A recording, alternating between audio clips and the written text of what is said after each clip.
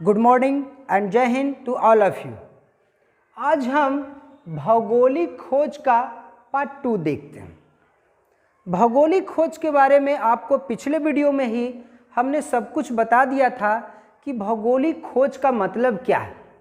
भौगोलिक खोज का अर्थ आपको पहले ही बता दिए थे कि कोई भी देश जो है इस विश्व में मौजूद है, लेकिन उसका दूसरे देश के साथ किसी प्रकार का व्यापारिक संबंध नहीं है, तो इसलिए उसकी खोज करना ही भौगोलिक खोज कहलाता है। तो इसके पीछे क्या क्या कारण है कल भी डिस्कस किए थे हल्का सा, कि किसने किसको खोजा। जैसे भारत कैसे पहुंचा वास्को डी गामा, फिर प्लस अमेरिका कैसे पहुंच गया कोलंबस, हाँ आया था भारत खोजने के लिए। तो ये सारा चीज़ का जिक्र हम लोग कर चुके थे। आज हम लोग उसको और विस्तार से देखते हैं कि जैसे भौगोलिक खोज है, भौगोलिक खोज जो उसका और क्या क्या कारण रहा जिस कारण भौगोलिक खोज इतना तीव्र गति से आगे बढ़ा। तो देखिए इसका कारण में सबसे पहला कारण है, आप दे सकते हैं, वैज्ञानिक आविष्कारों का योगदान। जैसे उस समय था कि उस समय तकनीक उतना विकसित नहीं था, लेकिन भौगोलिक खोज और भी बहुत बृहद पैमाने पर कब होने लगा, जब वैज्ञानिक आविष्कार मतलब कुछ तकनीकी चीज का आविष्कार होने लगा। जैसे हल्के एवं तेज चलने वाले जहाज का निर्माण, एक ऐसा जहाज का निर्माण होने लगा जो कि हल्का भी होता था और तेज चलना होता था। क्योंकि हम ये भी जानते हैं कि पृथ्वी पर तो 3 हिस्सा में जल है, तो महासागर में ही जाना पड़ता था। तो वैसी स्थिति में अगर धीमा गति से चलने वाला जहाज रहेगा तब तो हम पहुंच चुके, और बहुत भारी रहता था जहाज तो भी जाने में बहुत दिक्कत होता था, धीमे धीमे गति पकड़ता था तो बहुत समय लग जाता था। इसलिए खोजकर्ता खोजने के लिए नहीं निकल पाते थे, जबकि उनको फिर भी सब तरह से सहायता भी कर दिया जाता था। आपको हम कल बता रहे थे पिछले वीडियो में कि स्पेन और पुर्तगाल के महारानी थे, एक के सम्राट बहुत सहायता करते थे भौगोलिक खोज करने में। तो जब वैज्ञानिक आविष्कारकों के योगदान में हल्के एवं तेज चलने वाले जहाज का निर्माण, जैसे में कैराबल, ये सब हल्का और तेज चलने वाला जहाज का निर्माण होने लगा, तब भौगोलिक खोज के लिए आगे और खोजकर्ता बढ़ने लगे कि नहीं अब खोज कर सकते हैं, अब कोई परेशानी नहीं है। फिर क्या होता था कि रास्ता में किसी प्रकार का तकनीक नहीं पता चलता था, तो समुद्र के बीचों बीच पता ही नहीं चलता था कि हम किस दिशा में जा रहे हैं, क्योंकि चारों तरफ तो उसका पानी ही रहता था। तो इस तरह रास्ता भटक जाते थे खोजकर्ता। तो उसी समय दिशा सूचक यंत्र का आविष्कार भी हो चुका था। दिशा सूचक यंत्र का आविष्कार कब हुआ था? 1380 ईस्वी में। तो जब दिशा सूचक यंत्र यानी दिशा को बतलाने वाला यंत्र का आविष्कार हो गया 1380 ईस्वी में, तब भी खोजकर्ता को लगा कि चलिए अब तो कम से कम हमको जिस दिशा में जाना है ठीक उसी दिशा में जाते रहेंगे। क्यों? क्योंकि पहले बहुत डर भी लगता था, है ना, बहुत सारी मन में निगेटिविटी आती थी। चलिए आगे चलते हैं। दिशा सूचक यंत्र का आविष्कार भी हो गया, तो इस कारण भी भौगोलिक खोज की ओर लोग आगे बढ़े। देखिए अगला कारण जो है भौगोलिक ज्ञान में वृद्धि। ये देखिए भौगोलिक ज्ञान में वृद्धि कैसे हुई। जैसे पहले क्या लगता था, आपको पिछले वीडियो में भी हमने बताया था कि पृथ्वी जो है चपटी है। सभी लोग को ये लगता था कि पृथ्वी क्या है? चपटी है। तो जब पृथ्वी चपटी है तो हो सकता है कि यदि हम महासागर से यात्रा कर रहे हैं पानी में, तो हो सकता है कहीं ना कहीं तो अंतिम छोर झुका होगा। चूंकि चपटी है तो हो सकता है हम अनंत में नहीं खो जाए। तो इस डर से भी लोग खोजकर्ता लोग खोज करने के लिए नहीं निकलते थे। लेकिन इसका भी सॉल्यूशन हो गया। देखिए 1519 ईस्वी में मैगलन नाम के व्यक्ति ने जहाज से पूरे विश्व का चक्कर लगा लिया। मतलब जितना समुद्र था पूरा घूम के चला आया, और ये तब सबको एहसास हो गया कि लगता है कि पृथ्वी चपटी नहीं, पृथ्वी गोल है। क्यों? क्योंकि ये पूरा समुद्र का, पूरा महासागर का चक्कर लगा के पूरा विश्व का चक्कर उससे लगा लिया, लेकिन कहीं भी अंत नहीं हुआ। जिससे डरते थे वो तो दूर हो गया।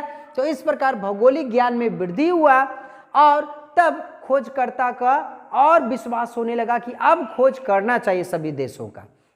सभी जगहों का, क्योंकि लोग सोचते थे कि और कहीं ना कहीं तो हमारे जैसे लोग हैं, हमारे जैसा देश है जहां कुछ लोग रहते होंगे और जहां कुछ लोग सामान बेचते होंगे या सामान रहता होगा, वहां से बिजनेस करने के हिसाब से।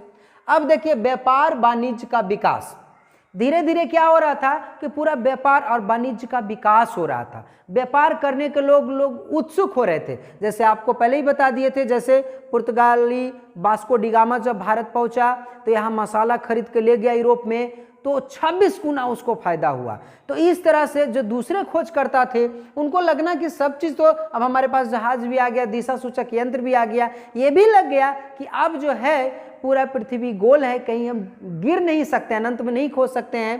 तो अब और ज़्यादा व्यापार के दृष्टिकोण से वाणिज्य के हिसाब से इसका पूरा विकास हो गया। और चूंकि बहुत ज़्यादा सामान का उत्पादन होगा तो उसको कहीं पे खपत होने के लिए जगह तो चाहिए, तो दूसरे लोग के पास भेजेगा तब ना। जैसे एक देश में सभी उसी चीज़ का उत्पादन कर रहा है तो फिर खरीदेगा कौन? हाँ, तो इसके लिए उसको दूसरा जगह खोजना पड़ता था।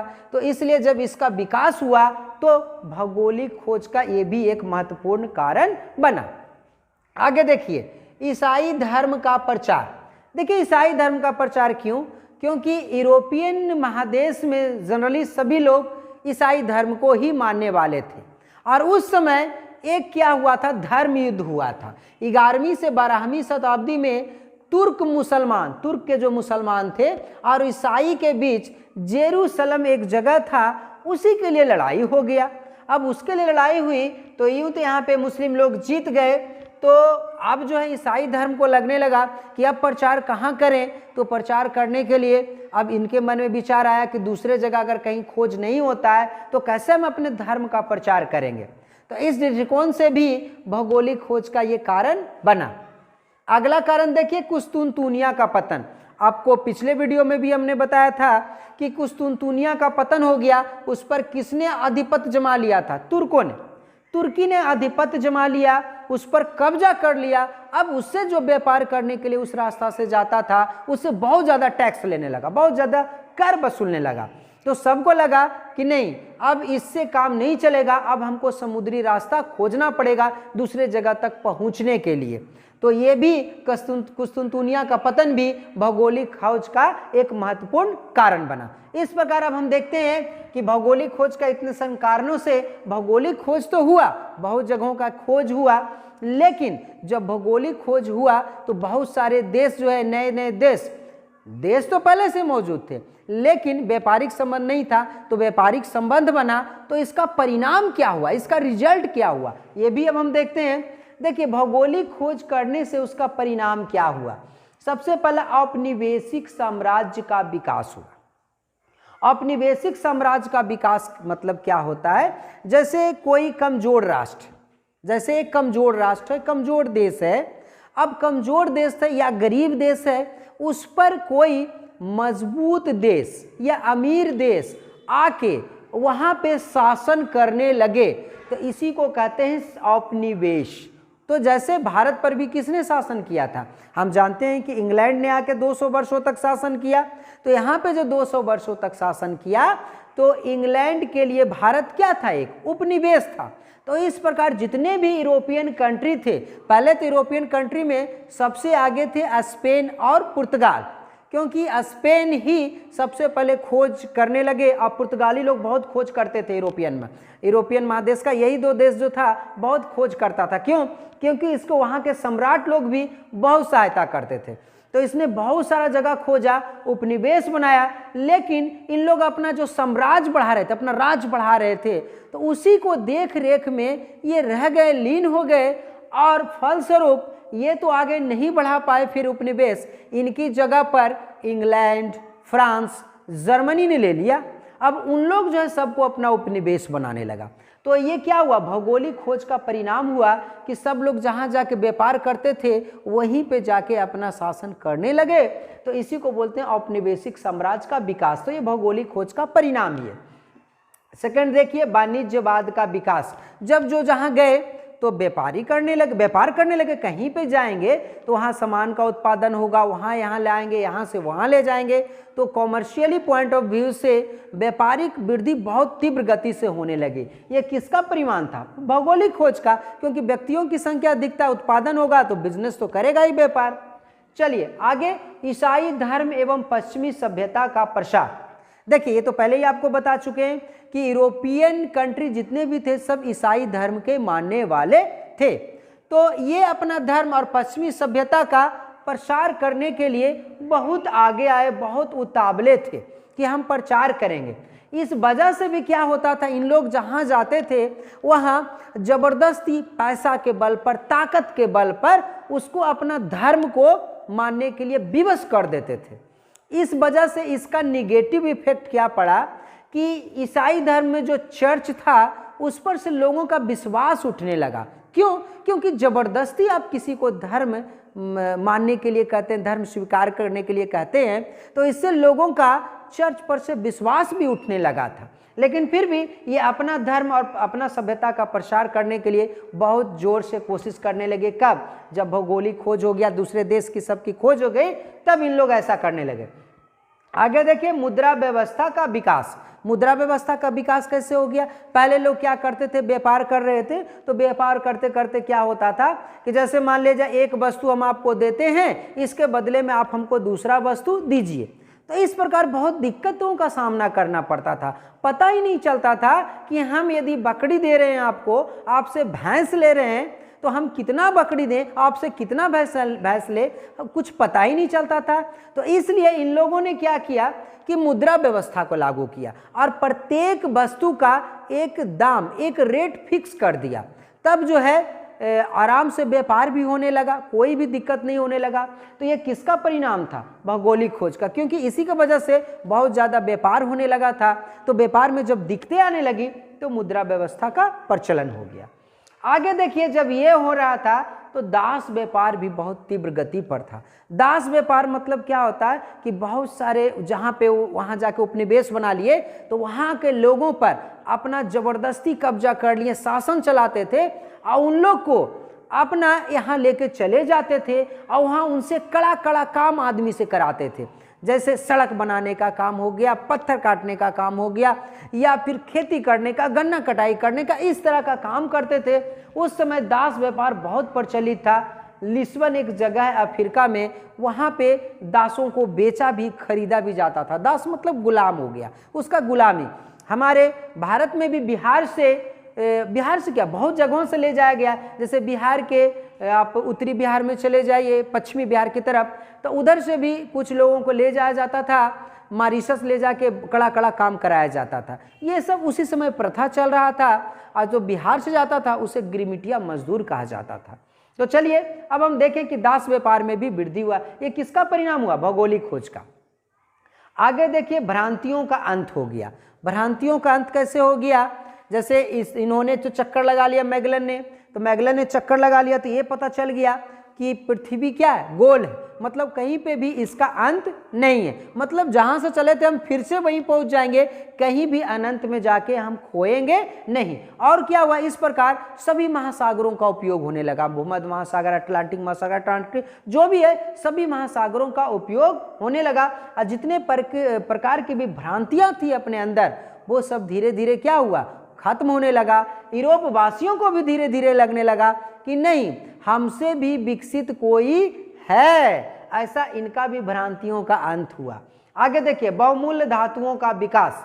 उस समय बहुत अच्छे अच्छे धातुओं का विकास भी हुआ। चूंकि आदमी भी विकास कर रहा था, सब जगह एक जगह से दूसरे जगह जा रहा था, तो इसके लिए सभी धातु की खरीद बिक्री करने लगे। जैसे उस समय जो भी यूरोपियन कंट्री जा रहा था अमेरिका में, तो अमेरिका से देखा कि यहाँ सोना चांदी बहुत है, तो वहाँ से सोना चांदी बहुत ज़्यादा मात्रा में लाने लगा। तो इस प्रकार उस समय का जो व्यापार हो गया था, एकदम बहुमूल्य जो धातु था उसी को चरम सीमा पर पहुंचा दिया था। उसी का बिजनेस व्यापार बहुत तीव्र गति से होने लगा था।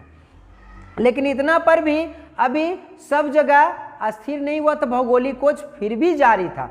जैसे उसी समय का स्पेनिश सिक्का है जिस पर लिखा था सामने और भी है। मतलब अभी खोज बंद नहीं हुआ है, सामने और भी, अभी आप और जाइए, अभी और बहुत सारे ऐसे भी भूभाग मिलेंगे, ऐसे देश मिलेंगे जिनसे अभी तक व्यापारिक संबंध हमारा नहीं बना है। तो देखिए इस सिक्का पर लिखा हुआ था, तो इससे ये पूरी बात स्पष्ट हो जाती है।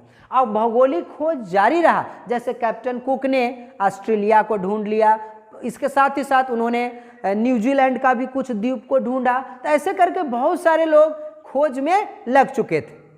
भारत में क्या हुआ इसका असर जो देखिए, भारत में भी बहुत सारे यूरोपियन कंपनी आ गए। क्यों? क्योंकि पहले तो व्यक्ति व्यापार करने के लिए जाता था, लेकिन बाद में चूंकि उनकी इच्छा औपनिवेशिक उपनिवेश बनाने की हो गई, तो कंपनी जाके डायरेक्ट स्थापित कर देते थे। तो यहाँ बहुत सारा कंपनी आने लगे।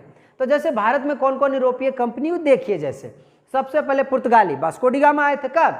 1498 ईस्वी में। उसके बाद देखिए इंग्लैंड का है ये कौन? East India company. ये कहाँ का? इंग्लैंड का। ईस्ट इंडिया कंपनी 1600 ईस्वी में आके भारत आके स्थापना कर दिया इसने। बाद में डच भी आए 1602 ईस्वी में, और फिर फ्रांसीसी भी 1664 ईस्वी में आए। फिर बाद में डेनमार्क भी आए। बहुत सारे आते गए यूरोपियन कंट्री, सब लोग ने आके उपनिवेश बनाया, शोषण किया। तो इस प्रकार हम देख रहे हैं कि भौगोलिक खोज का परिणाम कुछ अच्छा भी रहा और बहुत बुरा भी रहा।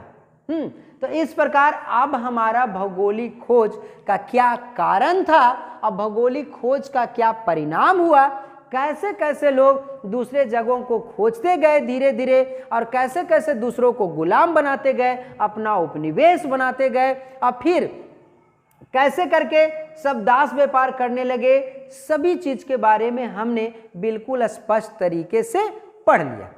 हम आशा करते हैं कि ये वीडियो आपको पिछले वीडियो की तरह ही बहुत अच्छी तरह से समझ में आ गया होगा।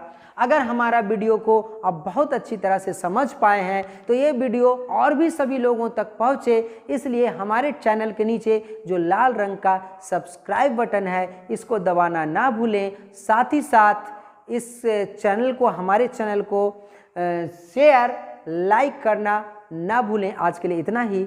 धन्यवाद। जय हिंद।